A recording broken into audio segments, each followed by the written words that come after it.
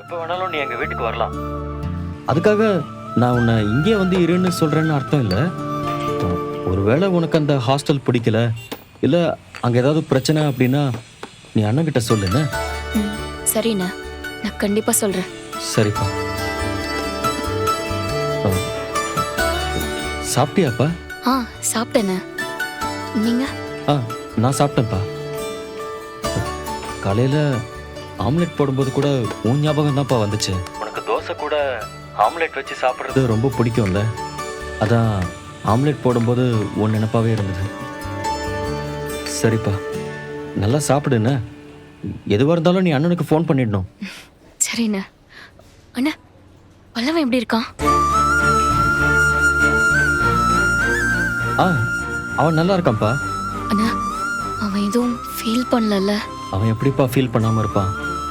அவன் ரொம்பவே ஃபீல் பண்ணுறான். ஆனால் பரவாயில்லப்பா, போக போக சரியாயிடுவான். அது மட்டும் இல்லை, அங்கே போனோடனே எங்களெல்லாம் மறந்துருப்ப.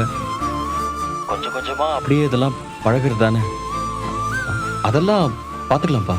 சரிண்ணா, அவனை பார்த்துக்கோங்க. ஆ, சரிப்பா, நான் பார்த்துக்கிறேன். நீ பத்திரமா இரு, நல்லா சாப்பிடு, நல்லா தூங்கு, எதுவும் பெருசாக யோசிச்சுட்டு இருக்காத. நீ அங்கே தனியாக இருக்கன்னு மட்டும் நினைக்கவே நினைக்காத. உனக்கு எப்பவும் நாங்கள் எல்லாரும் இருக்கோம். எதுவாக இருந்தாலும் எனக்கு ஃபோன் பண்ணு, நான் உடனே ஓடி வந்துடுறேன். பார்த்து பத்திரமா இருப்பா. சரி, நான் வச்சிடறேன்ப்பா. சரிண்ணா.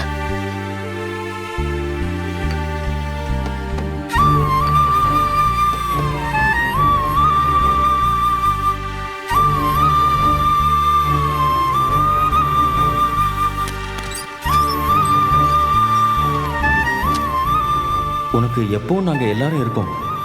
எதுவாக இருந்தாலும் எனக்கு ஃபோன் பண்ணு, நான் உடனே ஓடி வந்துடுறேன். பார்த்து பத்திரமா இருப்பா.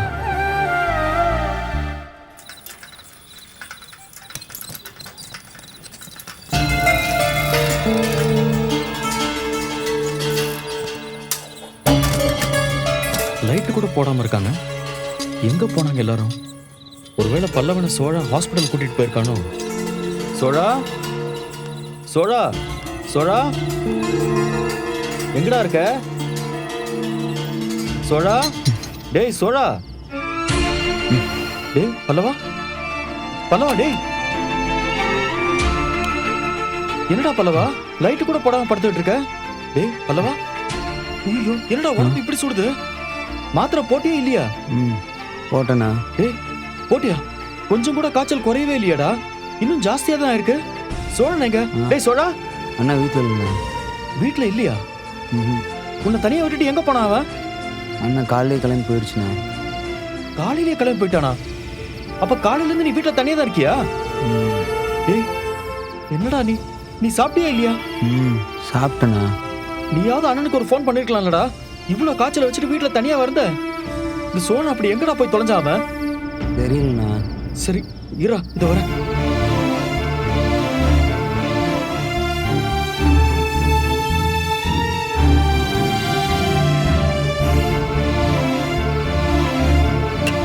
பல்லவா, எந்திரி எந்திரி எந்திரி. பார்த்து பார்த்து மெல்ல வா, இப்படி சாஞ்சு உட்காரு. அம்மா எப்படி கொதிக்குது பாரு. எங்க போனா இந்த சோழன் பையன்? வரட்டும், அவன் கையை கால் உடைக்கிறேன். பல்லவா, இதுல தலையை வச்சுக்கிட்டு அப்படியே சாஞ்சுக்கோ.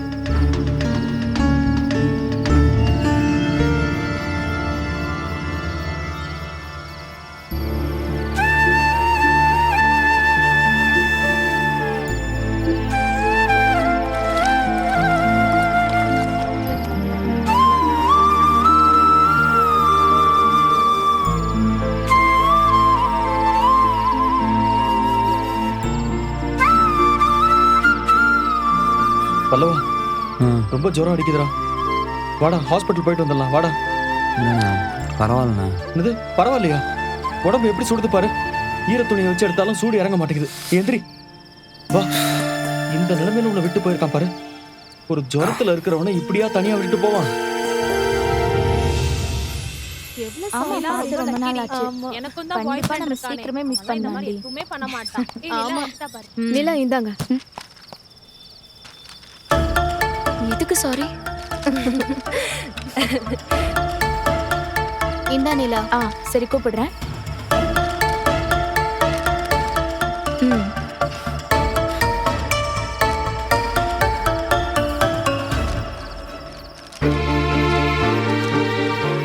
என்னப்பா இது? ஏன் இப்படி எல்லாரும் சாரி வெரி சாரின்னு எழுதி கொடுத்துட்டு இருக்கீங்க? இதெல்லாம் நாங்க எழுதி கொடுத்தது இல்ல.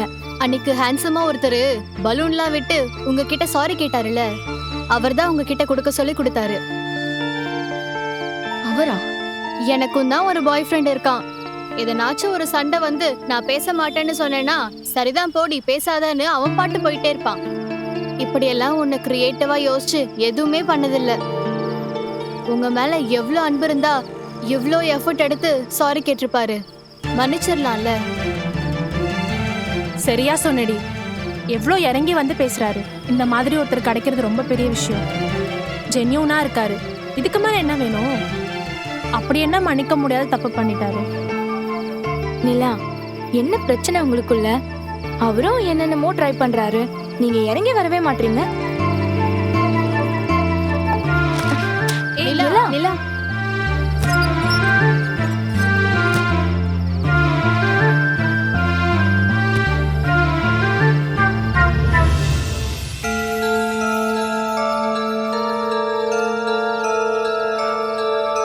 எனக்கும் தான் ஒரு பாய் ஃப்ரெண்ட் இருக்கான். எதனாச்சும் ஒரு சண்டை வந்து நான் பேச மாட்டேன்னு சொன்னேன்னா சரிதான் போடி பேசாதன்னு அவன் பாட்டு போயிட்டே இருப்பான். இப்படியெல்லாம் ஒன்று கிரியேட்டிவா யோசிச்சு எதுவுமே பண்ணதில்ல. உங்க மேல எவ்வளோ அன்பு இருந்தா இவ்வளோ எஃபர்ட் எடுத்து சாரி கேட்டிருப்பாரு.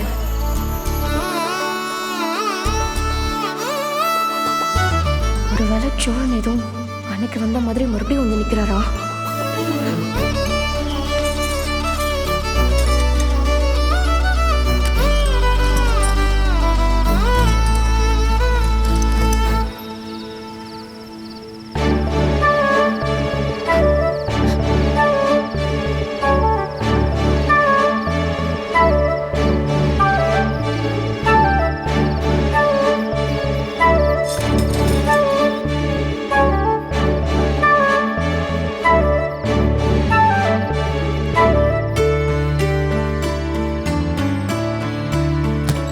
நிலா, வரலாமா? வாங்க உட்காருங்க. சாப்பிட வந்துட்டு சாப்பிடாமலே வந்துட்டீங்க. இல்ல சாப்பிடவே பிடிக்கல. புரியுது. அன்னைக்கு உங்களை யாரோ திட்டாங்கன்னு ஆபீஸ்க்கு வந்து அப்படி கத்துனாரு. அப்பவே நான் நினைச்சேன் உங்க மேல செம்ம லவ்ல இருக்காருன்னு. ஆமா, ரிலேட்டிவ்னு சொன்னீங்க. அத்தை பையன் மாமா பையன் அந்த மாதிரி ரிலேட்டிவா? சரி, அதெல்லாம் கூட விடுங்க. எதுக்கு சாரி கேக்குறாரு? அப்படி என்ன நடந்தது? அதெல்லாம் ஒண்ணும் இல்ல திவ்யா. ஆள் பார்க்கவும் நல்லா இருக்காரு, கேரக்டராவும் நல்ல பையன் மாதிரி தான் தெரிகிறாரு. நீங்க மன்னிக்கணும்னு இவ்ளோ கெஞ்சுறாரு.